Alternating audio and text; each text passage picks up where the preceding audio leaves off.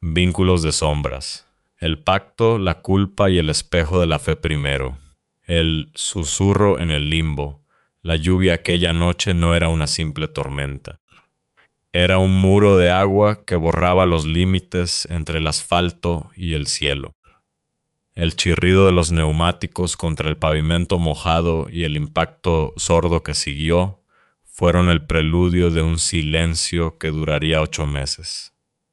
Para la joven Luna, de apenas 17 años, el mundo se detuvo en el instante en que el teléfono rompió la calma de su hogar. El grito de su tía al otro lado de la línea no fue solo un sonido, fue una puñalada de realidad que le hundió el pecho. Su madre, una mujer vital de 47 años, yacía ahora en una cama de hospital, convertida en un recipiente de carne y huesos mantenido por el ritmo monótono de los respiradores artificiales. Los primeros 3 meses fueron un desierto de esperanza. Luna acudía cada tarde, sentándose en la silla de vinilo frío, envuelta en ese olor aséptico que se queda pegado a la piel. Le leía novelas, le contaba los chismes triviales de la escuela y le hablaba como si su madre pudiera despertar en cualquier momento y reírse de sus ocurrencias. Pero la mujer en la cama permanecía inmóvil, con los ojos cerrados en un sueño profundo y antinatural. Todo cambió una tarde de luz mortecina. Luna, vencida por el cansancio, cabeceaba junto a la barandilla de metal cuando una voz, clara y nítida, como si fuera un pensamiento propio pero con un matiz ajeno, retumbó en su mente. ¿Dónde estoy? La joven se enderezó de golpe, el corazón golpeándole las costillas como un pájaro enjaulado. Miró a su alrededor, esperando encontrar a una enfermera o a un pariente, pero la habitación estaba vacía. Solo el bip bip rítmico de los monitores rompía el silencio. Su madre no había movido ni un músculo, sus labios estaban sellados por la quietud del coma. Sin embargo, al día siguiente, el fenómeno se repitió, esta vez con una urgencia aterradora. «¿Eres tú, Luna? ¿Por qué no puedo moverme?» No era telepatía de película con voces resonantes. Era una transferencia de sentimientos que se moldeaban en palabras dentro de la conciencia de Luna. Un hormigueo eléctrico le recorrió la columna. Con la voz temblorosa, Luna le susurró a la figura inerte, explicándole el accidente, el hospital, el tiempo transcurrido. La respuesta no llegó en el aire, sino en su psique, un eco suave, cargado de una tristeza infinita. Durante las semanas siguientes, ambas establecieron un vínculo que desafiaba la ciencia médica. Compartían risas mentales ante chistes viejos, pero pronto las conversaciones se tornaron oscuras. La madre de Luna describía un lugar de niebla espesa, un espacio grisáceo poblado por siluetas que permanecían estáticas, como estatuas de sal. Pero lo más inquietante era la presencia de algo que acechaba en las sombras de ese limbo. «No estoy sola aquí, Luna», advirtió la voz mental una noche en que la temperatura de la habitación pareció caer bajo cero. «Hay algo que no quiere que me despierte. Me está observando». A partir de entonces, los sueños de Luna se transformaron. Ya no veía a su madre en la cama, sino de pie en una versión distorsionada y monocromática del hospital. Las paredes parecían derretirse y en cada esquina acechaba una figura negra, una mancha de oscuridad absoluta que no tenía rostro, pero cuya mirada se sentía como un peso físico. La muerte, o algo más antiguo y hambriento, estaba reclamando su lugar. La crisis estalló una madrugada cuando la voz de su madre clamó con una angustia desgarradora. «Me están apagando. Necesito que vengas mañana al amanecer». por favor. Luna llegó al hospital a las 5 de la mañana, sorteando el sueño de los guardias. Se sentó junto a su madre, tomó su mano, fría y delgada, y le suplicó que luchara, que no se dejara arrastrar por aquella figura de los sueños. De pronto, un impacto invisible golpeó el pecho de la joven, una onda expansiva de energía que la empujó hacia atrás. En ese mismo instante los ojos de la madre se abrieron de par en par. Eran ojos llenos de terror, inundados de lágrimas, y de su boca brotó un balbuceo desesperado con el nombre de su hija. El despertar fue calificado de milagro, pero para Luna, el milagro tenía un sabor amargo. Al regresar a casa, la atmósfera de la vivienda había cambiado. Las luces parpadeaban sin motivo, y un olor a desinfectante hospitalario impregnaba el cuarto de la joven a medianoche. Su madre, aunque físicamente presente, mantenía una mirada analítica, casi depredadora sobre ella. Una noche, Luna despertó sintiendo que el aire se agotaba en sus pulmones. «Luna, ¿me estás escuchando?», resonó la voz en su cabeza, pero esta vez con una frialdad que la hizo temblar. Al correr al cuarto de su madre, la encontró sentada en la oscuridad, sonriendo con una expresión que no le pertenecía. La búsqueda de respuestas llevó a Luna a registrar las pertenencias de su madre hasta encontrar un diario oculto. Las páginas finales eran un descenso a la locura o a una verdad demasiado terrible. «Hice un trato para volver», decía el trazo tembloroso del lápiz. «Me dijeron que era la única forma, agarrarme a una parte de ella para sobrevivir. Lo siento, Luna». La revelación cayó sobre la joven como un mazo. Su madre no había regresado sola, ni de forma gratuita. Se había anclado a la esencia de su propia hija para burlar a la figura negra del limbo. La convivencia se volvió un tormento silencioso de incomprensión, hasta que, poco después, las secuelas del accidente finalmente reclamaron la vida de la mujer. Sin embargo, para Luna, la muerte no fue el final. Aún hoy, en la quietud de la noche, el eco de aquel trato resuena en sus sueños con un susurro eterno. «Lo siento, Luna». 2. El último guiño en la penumbra. La culpa es una sombra que crece en el silencio.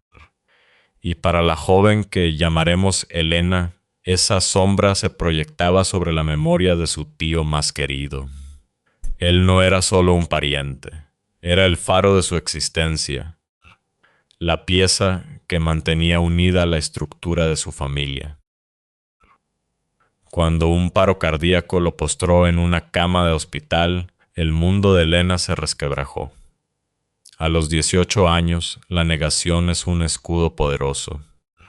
Mientras los médicos hablaban de diagnósticos terminales, ella se convencía de que él, con su fuerza legendaria, saldría adelante.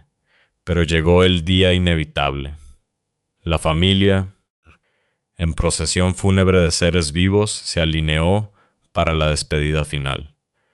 Elena llegó a la puerta de la habitación, pero el olor a muerte inminente y la visión de los aparatos que mantenían un hálito de vida en su tío la paralizaron. El miedo venció al amor. Dio media vuelta y corrió por los pasillos del hospital hasta desplomarse en un banco exterior, llorando por una cobardía que la marcaría años. Esa noche, mientras el tío fallecía tras ser desconectado, Elena se hundió en un abismo de remordimiento. El tanatorio al día siguiente no trajo consuelo. La sala era vasta, fría, llena de coronas de flores cuyo aroma dulzón resultaba nauseabundo. Sentada en un sofá, a metros del ataúd que se negaba a mirar, Elena intentaba reunir el valor que le había faltado en el hospital. Cuando la sala quedó vacía por un momento, El silencio fue interrumpido por un golpe seco. Una de las pesadas coronas de flores se desplomó sin que hubiera una ráfaga de aire que la empujara. La joven sintió que el vello de sus brazos se erizaba. Huyó de nuevo, incapaz de enfrentar el cadáver. La noche del velatorio, la casa estaba llena de gente, pero el ambiente era de una pesadez antinatural. A las 12 en punto de la noche, el teléfono de la casa comenzó a sonar. No era el timbre habitual, era una melodía extraña, una secuencia de notas metálicas y fúnebres que recordaban a la banda sonora de una pesadilla cinematográfica. Los presentes se miraron con el rostro lívido. El padre de Elena, intentando racionalizar el horror, sugirió un error de la compañía telefónica, pero el corazón de la joven sabía la verdad. Ella descolgó el auricular, pero del otro lado solo emanaba un silencio absoluto, una ausencia de sonido que se sentía como un vacío cósmico. En las semanas posteriores, la presencia del tío se manifestó en los detalles más íntimos. Elena sentía dedos invisibles acariciando su cabello cuando estudiaba a solas. Ráfagas de un frío glacial cruzaban su habitación a pesar de tener puertas y ventanas selladas. Su tío siempre decía que esa habitación era su lugar favorito de la casa, y parecía que no estaba dispuesto a abandonarlo todavía. El cierre de esta historia ocurrió un año después, en el aniversario de la pérdida. Elena caminaba cerca de su hogar cuando vio a un hombre caminando lentamente hacia ella. El mundo pareció ralentizarse.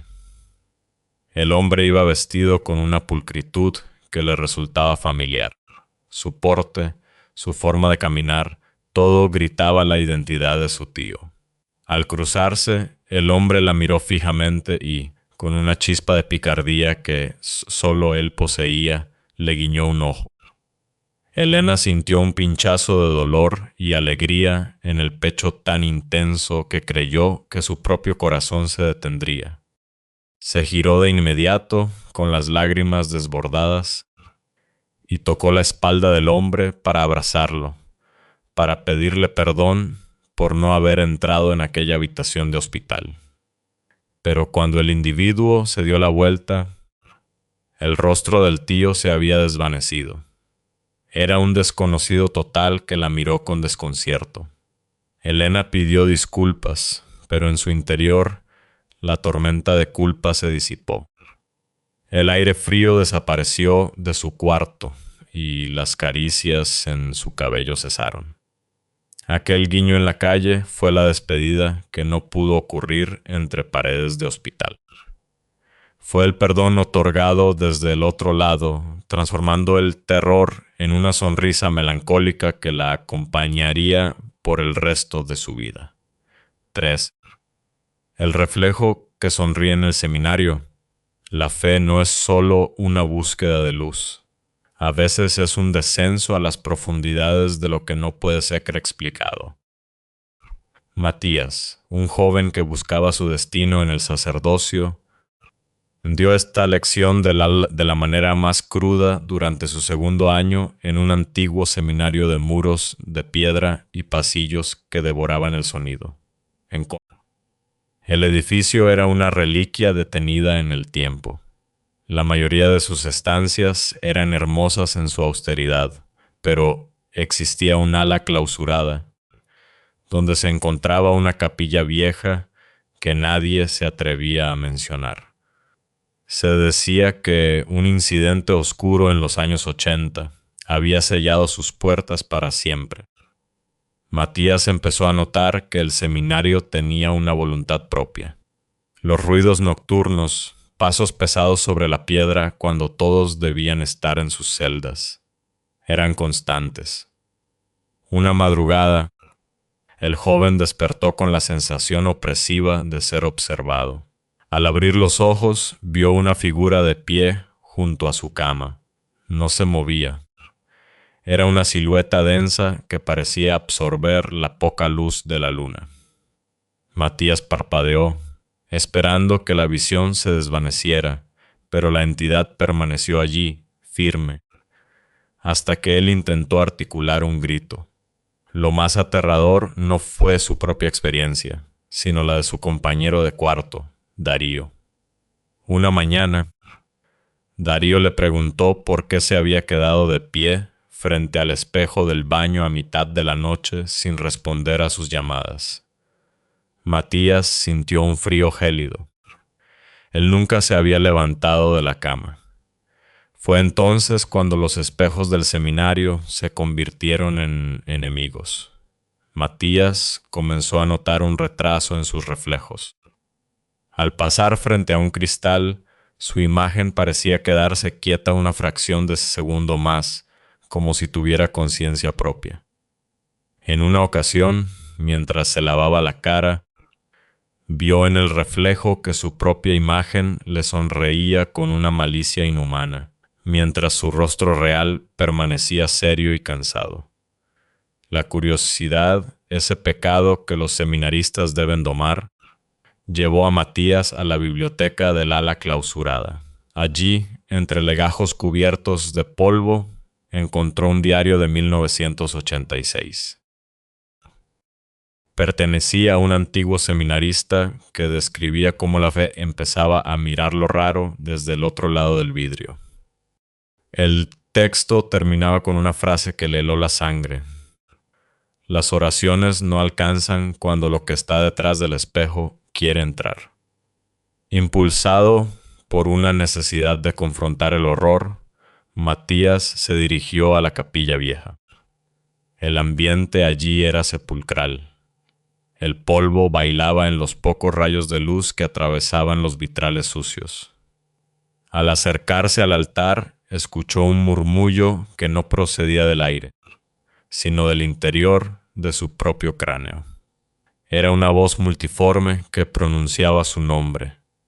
Al levantar la vista hacia el gran espejo situado tras el altar, Matías vio la marca de una mano humana, nítida y limpia, pero apoyada desde el interior del cristal. Detrás del vidrio, una sombra con túnica, idéntica en forma a Matías, pero con ojos que eran pozos de vacío, lo observaba. La entidad sonreía y presionaba el vidrio, haciendo que éste crujiera, como si la barrera entre ambos mundos fuera a estallar. Matías huyó del seminario poco después, abandonando sus estudios religiosos, pero el encuentro lo cambió para siempre. Investigaciones posteriores revelaron que el autor del diario se había quitado la vida en esa misma capilla tras ser tildado de loco.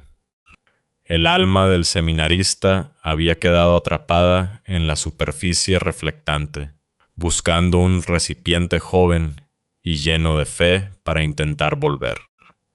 Aunque Matías realizó un ritual de liberación antes de partir, la cicatriz en su alma permanece.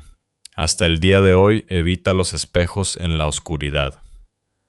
Sabe que en algún lugar, en el otro lado del vidrio, hay alguien que todavía lo observa, esperando que la fe vuelva a flaquear para reclamar lo que es suyo.